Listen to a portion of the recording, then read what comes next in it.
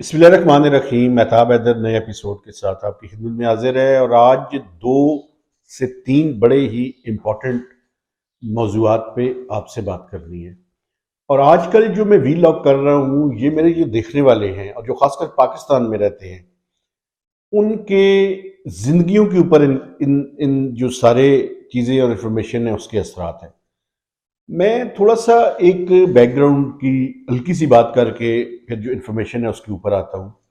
आज से चंद साल पहले तक यानी इन लास्ट डिकेड कम अज़ कम हम जर्नलिज्म में आए थे और जब हम पाकिस्तान की इकॉनमी की बात करते थे, तो लोगों का जो पाकिस्तान में आम पब्लिक थी उसका जवाब ये होता था कि देखें जी हम तो अपनी मेहनत करते हैं और हमारा इन पॉलिसी साज़ों से और इन पॉलिसी मेकर्स से कोई तल्लुक नहीं है। जो फैसला करें हम हमारे हमारा यानी ज़िंदगी पे उसका कोई असर नहीं पड़ता।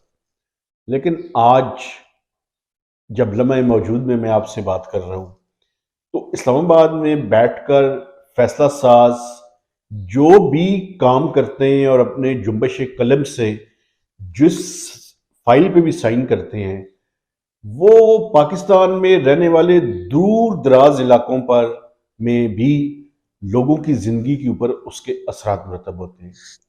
मैं कल के दिन की थोड़ी सी अहवाल आपके सामने रखना चाहता हूँ और फिर मैं पूछूंगा और मैं अपने देखने वालों से ये रिक्वेस्ट करूंगा कि वो मुझे बताएं कि इन चीज़ों के क्या असरात उनकी ज़िंदगी के ऊपर मरतब हुए हैं। कल फाइनेंस मिनिस्टर साहब ने 170 अरब रुपए का सप्लीमेंट्री फाइनेंस बजट का बिल जो है वो कौमी असम्बली में पेश किया। उससे पहले ही जीएसटी का रेट 1% नोटिफिकेशन के जरिए एफबीआर ने नोटिफाई कर दिया था। एफईडी जो सिगरेट्स के ऊपर थी उसमें अनप्रेसिडेंटेड हाइक जो है वो की गई। उस पर मैं एक अलग से किसी टाइम बाद में एक पूरा डिटेल्ड वीलॉग करूंगा। ये 1% जीएसटी का मतलब क्या है ये मैं अपने देखने वालों को थोड़ा सा बताना चाहता हूँ। 1% जीएसटी का मतलब है कि आपके यूज की मोर देन 90 टू 99% यानी 95 टू 99% चीजों की कीमतों में इजाफा हो गया, सिवाय चंद चीजों को छोड़कर। हत्ता कि आपका पैकेज मिल्क, पानी, पानी की बॉटल्स जो हम इस्तेमाल करते हैं, उसके अलावा कुकिंग ऑयल, उसके अलावा बिजली, गैस, पेट्रोल। क्योंकि पेट्रोल पे अगर इस टाइम जीएसटी नहीं है तो इंपोर्ट स्टेज पे तो सारे टैक्सेस मौजूद हैं। उसके अलावा हर चीज तकरीबन जिसके ऊपर जीएसटी है उस चीज की कीमत में कल इजाफा हुआ है। और जीएसटी जितनी भी पैकेज चीजें हैं उन सब के ऊपर उसके अंदर इजाफा हुआ है। It's unprecedented. मैं अपने देखने वालों को मैं अपने स्टांस में कोशिश करता हूँ कि कंसिस्टेंट रहूं। मैं आपको ये याद दहानी कराना चाहता हूँ कि इसके अलावा कोई हल नहीं था। मैं आपको बता दूं एक चीज जो है वो मैं कहता हूँ और उसको मैं क्रिटिसाइज भी कर रहा हूँ। ये अगर 3 से 4 महीने पहले हमने ये इकदामात रोके ना होते और आहिस्ता आहिस्ता करके किए होते तो ये जो फ्लड गेट का वर्ड मैं यूज कर रहा हूं ये बंद ना टूटता। ये बंद टूटने की वजह ये है कि हमने 3 से 4 महीने वो फैसले जो रिक्वायर्ड थे वो करने में ताखीर की।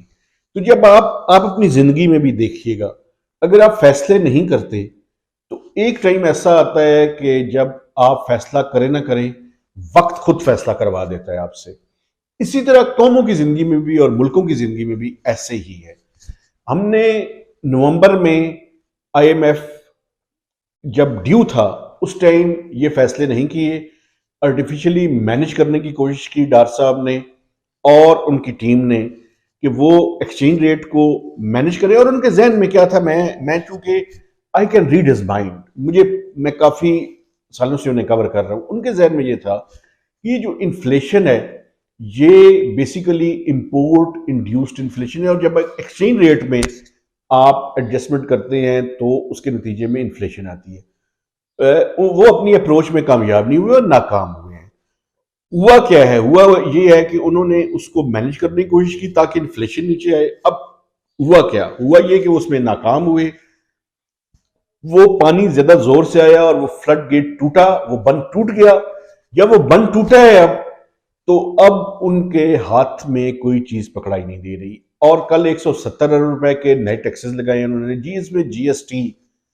हालांकि डार साहब की प्रिस्क्रिप्शन और उनकी टीम की प्रिस्क्रिप्शन क्या थी वो मैं आपको बताना चाहता हूं।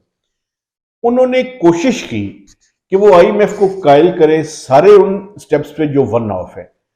उनके जहन में यह था कि चूंकि जून में ये प्रोग्राम खत्म हो रहा है तो हम जून तक इकदाम लें, लेकिन आईएमएफ की टीम भी पूरी तैयारी के साथ आई थी।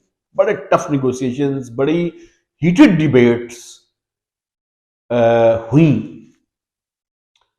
और जो दीवारें हैं सरीना होटल के, ये जो कॉन्फ्रेंस रूम्स हैं, वो दीवारों के अंदर गूंजने वाली आवाजें इतनी ज्यादा थी और इतने शोर था वहां पे कि वो दीवारों ने विटनेस किया। और कुछ जो सोर्सेज वहां पे थे उन्होंने कान लगाए और ये सुना कि आईएमएफ के साथ हुकूमत पाकिस्तान ने बड़ी कोशिश की कि वो उन्हें जीएसटी में इजाफा ना हो, लेकिन आईएमएफ बिल्कुल इस बात को मानने के लिए तैयार नहीं थे। हमने कोशिश की कि फ्लड लेवी पे आईएमएफ को कन्विंस करें, उन्होंने मुकम्मल तौर पे इससे इनकार किया। उन्होंने कहा जी आप फ्लड लेवी मत लगाएं, उसके बजाय आप जो स्टैंडर्ड जीएसटी का रेट है उसमें इजाफा कर दें। और अगर आप इंपोर्ट्स को कर्टेल करना चाहते हैं और जिनको आप लग्जरी इंपोर्ट्स कहते हैं, उस पर आप टैक्सेशन मेजर्स लें। उसके बाद हुकूमत ने एफबीआर को कल एम्पावर किया कि जो लग्जरी इंपोर्टेड आइटम्स हैं, जिनको मिनिस्ट्री ऑफ कॉमर्स ने आज से चंद महीने पहले बैन किया था, 50-55 आइटम्स के लगभग तकरीबन बनते हैं, उनमें से जिन पे एफबीआर लगाना चाहे वो 25% तक जनरल सेल्स टैक्स लगा सकता है। तो एक वो दीवारें ये, और उनमें जो सुनने वाले लोग थे उन्होंने सुना कि कई मौकों पर हीटेड डिबेट इस हद तक पहुंची कि वहां पे एक special assistant to PM on finance है तारिक बाजवा साहब, उन्हें और उन्हें वो चूंकि हुकूमत पाकिस्तान की जो टीम थी उसकी स्ट्रैटेजी का भी मुझे पता है। उनकी स्ट्रैटेजी ये थी कि एक हेड ऑन करे और अगर बात ना बन रही हो तो दूसरा पैसिफाई करे। तो बाजवा साहब ठंडे मिजाज के आदमी हैं, फॉर्मर ब्यूरोक्रेट हैं, गवर्नर स्टेट बैंक भी रहे हैं, चेयरमैन एफबीआर भी रहे हैं, मिनिस्ट्री ऑफ फाइनेंस में सेक्रेटरी फाइनेंस भी रहे हैं और पंजाब में भी सर्व करते रहे हैं। तो वो ठंडे मिजाज के आदमी है, तो उन्हें वो रोल प्ले करना पड़ा। तो उन्होंने उस सारे मामले में वो जो कि डिबेट बहुत हीटेड थी उसको ठंडा किया। वो फिर मैं किसी टाइम बताऊंगा कि कैसे ठंडा किया उन्होंने। लेकिन इस टफेस्ट किस्म के निगोशिएशंस के बाद हम मजबूर हुए कि 170 अरब रुपए के टैक्स लगाए जाए। 170 अरब रुपए टैक्सों में बात खत्म नहीं हुई। रात को हमने देखा कि पेट्रोल की कीमतों में एक दफा फिर पेट्रोल में कोई 22 रुपए 17 पैसे और डीजल में कुछ 17 रुपए कुछ पैसे 20 पैसे तकरीबन कीमतें फिर बढ़ानी पड़ी हैं। अब इस बात के करने के बावजूद कि आईएमएफ के प्रोग्राम की रिवाइवल के अलावा हमारे पास कोई रास्ता नहीं है, और मैं अपने देखने वालों को कल बता चुका हूं कि अभी 2 स्टेप्स बाकी हैं।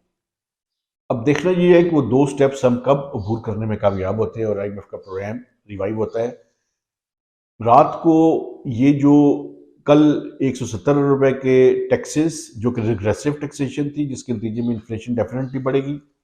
दूसरा ये जो पेट्रोल की प्राइसेस में इजाफा हुआ है, कल एक क्रेडिट रेटिंग एजेंसी की रिपोर्ट में पढ़ रहा था, वो कहते हैं कि एवरेज जो सीपीआई है जो आज 27.6% पे खड़ी है, ये by end of this financial year 33% को क्रॉस कर जाएगी। लेकिन ये जिस तरह के इकदाम हुकूमत ने लिए हैं, मेरा ख्याल है कि ये इससे भी ज्यादा होगी। तो मेरे जो देखने वाले हैं, मैं उन्हें बताना चाहता हूँ कि महंगाई का एक तूफान उनके सरों पे और उनके घरों तक और उनके तर्ज ज़िंदगी को चेंज और कंजम्पशन पैटर्न को चेंज करने के लिए हमारे सरों पर आया खड़ा है। अपने कंजम्पशन पैटर्न के बारे में, अपने जो अखराजात का पैटर्न है, उसको रिव्यू करने की ज़रूरत है। और जो मेरे बाहर रहने वाले दोस्त, अजीज़, रिश्तेदार हैं, उनको भी मैं ये बताना चाहता हूँ कि मैंने इस तरह की अनप्रेसिडेंटेड किस्म की इन्फ्लेशन और महंगाई अपनी ज़िंदगी में नहीं देखी। इस तरह की महंगाई नहीं थी। पीपल्स पार्टी के ज़माने में एवरेज इन्फ्लेशन 24-25% तक आई थी। इन्फ्लेशन काफ़ी ज़्यादा थी उस टाइम भी, लेकिन लोगों का इनकम लेवल इस तरह से इतना कम नहीं हुआ था। सैलाब के बाद मुझे याद है कि जब 2010 का सैलाब आया था तो पाकिस्तान की ग्रोथ गिरी थी और इन्फ्लेशन भी ज़्यादा थी। लेकिन इस तरह की महंगाई और इस तरह का महंगाई का अफरीत, इट्स अनप्रेसिडेंटेड। तो अब जो लोग हैं, जो साहिब सरवत लोग हैं, वो रोल प्ले कर सकते हैं कि वो अपने इर्द गिर्द जो लोग रहने वाले हैं उनका ख्याल रखें। इस टाइम हुकूमत के बस से चीज़ें बाहर है। कल डार साहब ने ये भी बताया कि उन्होंने 360 अरब रुपए से बढ़ाकर 400 अरब रुपए कर दिया है BISP का एलोकेशन। लेकिन ये ऊंट के मुंह में जीरे के मुतरादिफ है। ये मैं आपको आसानी से कह सकता हूँ कि इस टाइम जो लोग अपने घरों की देखभाल कर रहे हैं, उन्हें अंदाज़ा होगा कि अगर आप चंद हज़ार रुपए उनकी स्टाइपेंड में इजाफा कर दें, ये गरीब आदमी के लिए ठीक है, मैं मानता हूँ। लेकिन इस टाइम मुझे गरीब का तो पता है, उसका तो कोई हाल नहीं। इस टाइम मिडिल क्लास खतरे में है। और मिडिल क्लास जो है, ये अगर हमने अपने कंजम्पशन पैटर्न को चेंज नहीं किया तो ख़तरा ये है कि कहीं वो गुर्बत की सतह के नीचे ना आ जाए। तो ये जो एक तो पुअर क्लास है जो 30% पाकिस्तान में है अकॉर्डिंग टू ऑफिशियल स्टैटिस्टिक्स, लेकिन जो 30 से 40% पुअर नहीं है, उससे ऊपर है। लेकिन उनमें से 15 और 30% के दरमियान वनरेबल है। ये जो महंगाई का झटका है, कहीं उनको सतह गुर्बत से नीचे न ले आए, ये मुझे खतरा है। तो इसलिए उन सबको और उन घरानों को अपना जो कंजम्पशन का पैटर्न है उसको चेंज करना पड़ेगा। तो मेहताब हैदर को नए वीलॉग तक इजाज़त दीजिए। खुदा हाफिज़।